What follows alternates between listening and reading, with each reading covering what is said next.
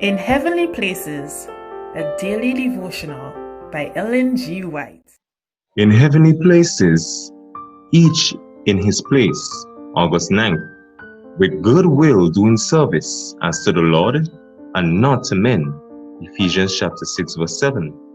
The Lord is acquainted with us individually.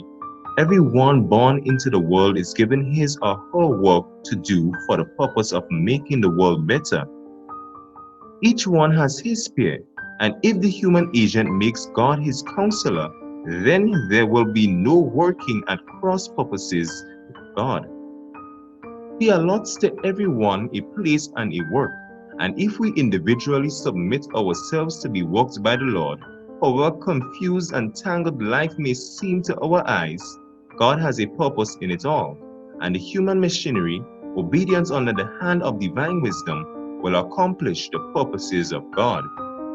As in a well-disciplined army, every soldier has his allotted position and is required to act his part in contributing to the strength and perfection of the whole. So the worker for God must do his allotted part in the great work of God. Life as it now appears is not what God designed it should be. And this is why there is so much that is perplexing. There is much wear and friction. The man or woman who leaves the place God has given him or her in order to please inclination and act on his own devised plan meets with disappointment because he has chosen his way instead of God's way. There are those who accept positions of responsibility but fail to sense the responsibility and thus do haphazard work without at all understanding its character. Others accept a work for which they have no fitness. Other individuals study to have their own way and work out their own plans, and God erects his barriers and does not allow them to do as they would.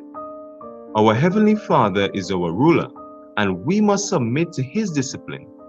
We are members of his family.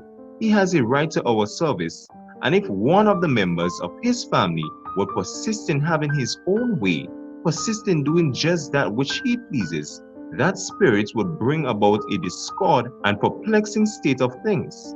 We must not study to have our own way, but God's way and God's will.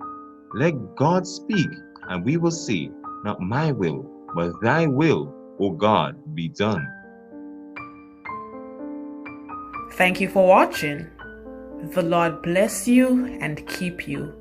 The Lord make his face shine on you and be gracious to you. The Lord turn his face toward you and give you peace.